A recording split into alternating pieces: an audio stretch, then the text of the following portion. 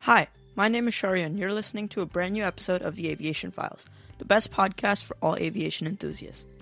In today's episode, we will discuss ZipAir's third birthday, Lufthansa Cargos' new Sharkskin planes, Etihad's first 787-10 in 3 years, and 6 fun facts about Qantas' relationship with the 747 that you did not know. So, without further ado, let's begin. ZipAir, the Japanese low-cost carrier, marked its third year of operations with remarkable growth and expansion since its inception. Even though it was launched during the tumultuous early stages of the COVID-19 pandemic, since its inauguration, ZipAir has significantly increased its presence, operating a total of 412 monthly flights across 8 destinations spanning 5 different countries. ZipAir's journey commenced in 2018, but its first flight wasn't a resounding success, with only 2 passengers on board for the inaugural flight from Tokyo to Seoul. The airline's ambitious plans for initial services were disrupted by the pandemic, but it has since overcome these challenges and made substantial strides in the aviation industry. The United States has emerged as the primary market for ZipAir, with approximately 41.75% of the flights now connecting to and from the U.S. San Francisco is the latest U.S. city to be added to ZipAir's expanding network, with flights commencing on June 2nd, now operating 5 times a week. Apart from San Francisco, ZipAir serves other U.S. destinations such as San Jose, Los Angeles, and Honolulu. Among these, only Los Angeles enjoys daily service, while San Jose is served 5 times weekly and Honolulu 3 times weekly. ZipAir's long-haul operations are primarily centered on the United States, with all remaining destinations situated in Asia, encompassing routes spanning distances from 784 to 5,451 miles. According to Cirium data, ZipAir operates 4 additional daily routes to Asian cities, namely Bangkok, Seoul, Manila, and Singapore. ZipAir's fleet primarily consists of Boeing 787-8 aircraft, which provides a total of 8,700 seats in each direction on these routes. ZipAir's fleet remains relatively modest, comprising of just 7 aircraft. These aircraft, valued at $508.21 million, are exclusively Boeing 787-8s, which represent the smallest variant within the Dreamliner family. With an average age of 8.4 years, as per CH-Aviation data, these aircraft have been a vital part of ZipAir's operations. 5 of the 7 aircraft were originally delivered to Japan Airlines in 2012 before being transferred to ZipAir when it commenced operations. Furthermore, ZipAir welcomed 2 brand new Dreamliners this year, one in March and the other one in August. The Boeing 787-8s are configured with 2 cabins, offering 18 business class seats and 272 economy class seats, providing a balanced and efficient travel experience for passengers. ZipAir's impressive growth and continued expansion exemplify its ability to thrive in a challenging aviation environment, adapting to evolving market demands and passenger preferences. Now, let's move to Germany, where Lufthansa Cargo is exploring revolutionary new technology. Lufthansa Cargo, one of the leading cargo airlines in the world, has recently introduced AeroShark technology on 4 of its Boeing 777F aircraft, a move that is set to significantly enhance their fuel efficiency and reduce their environmental footprint. AeroShark is a cutting-edge innovation that involves applying a special surface film to the aircraft's fuselage, designed to mimic the texture of sharkskin. This technology aims to reduce drag and friction while the aircraft is in flight, resulting in improved fuel consumption and overall operational efficiency. Lufthansa Technik, the maintenance and repair organization of the Lufthansa Group, undertook the task of implementing AeroShark on these Boeing 777F aircraft. The most recent plane to undergo this transformation rejoined Lufthansa Cargos' fleet on October 13, 2023, after a brief period of inactivity between October 1st and October 11th, during which it conducted a test flight from Frankfurt Airport using the unique flight code GEC 8148. This development is a part of a broader strategy by Lufthansa Cargo to equip its entire Boeing 777F fleet with AeroShark technology by 2027. The subsequent aircraft scheduled for modification with the sharkskin-like coating are set to undergo this transformation in August 2024 as part of their regular maintenance checks. According to CH Aviation data, Lufthansa Cargo currently operates 11 Boeing 777F aircraft, in addition to 4 Airbus A321 P2Fs operated by Lufthansa CityLine. Ashwin Bhatt, the chief executive officer of Lufthansa Cargo, highlighted the significant advantages of this technology, noting that the specialized coating surface significantly reduces the frictional resistance of the aircraft. When combined with the use of lightweight cargo and equipment that the airline employs, AeroShark is expected to yield substantial fuel savings, estimated at approximately 5,493 tons of kerosene per year.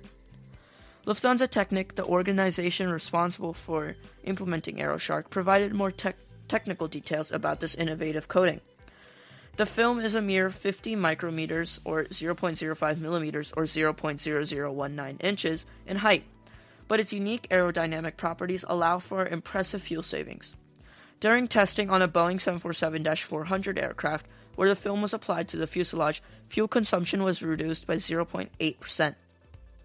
This translated to annual fuel savings of 300 tons, or 330 tons, and a reduction of 900 metric tons, or 990 tons, of CO2 emissions. The AeroShark technology received its Supplemental Type Certificate, STC, from the European Union Aviation Safety Agency, EASA, on December 2022. This certification allowed for the modification of Boeing 777F and Boeing 777-300ER aircraft, making it available for broader adoption in the aviation industry. Swiss International Airlines, Swiss, was among the first to adopt this technology, commencing modifications to its Boeing 777-300ER fleet in February 2023. By applying AeroShark to 3 of its aircraft, Swiss anticipated substantial fuel consumption reductions of 4,800 metric tons, or 5,291 tons, and a subsequent reduction of 15,200 metric tons, or 16,755.1 tons, of CO2 emissions from the entire 777-300ER fleet. In summary, Lufthansa Cargo's adoption of AeroShark technology represents a forward-looking commitment to enhancing the efficiency and environmental sustainability of its operations.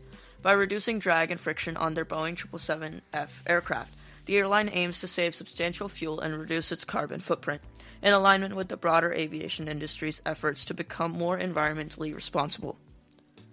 Now, let's move to the Middle East, where Etihad Airways is expanding its fleet with the introduction of a brand new Boeing 787-10, marking a significant milestone for the airline as it had been 3 years since its last Dreamliner edition. The aircraft, registered Alpha 6 Bravo Mike Juliet, was warmly received at the airline's hub Abu Dhabi International Airport, AUH, with its first passenger flight scheduled for the upcoming Sunday, following a thorough inspection by Etihad's engineering team. This new Dreamliner joins the existing fleet, making it the 39th active Dreamliner in Etihad's operations. Alpha 6 Bravo Mike Juliet was delivered from Boeing's Charleston, South Carolina facility, and its journey to Abu Dhabi was meticulously tracked. According to Flight Radar 24 data, the aircraft was scheduled to depart from Charleston International Airport, CHS, at 11 o'clock on Thursday, although it didn't take off until 13:34 from runway 33. It then took a northeast direction, eventually reaching its initial cruising altitude of 39,000 feet over the Atlantic Ocean, flying for nearly 6 hours before passing over northern Portugal. During the flight, the aircraft climbed to 41,000 feet and maintained this altitude for another 5 hours while flying over the Mediterranean Sea.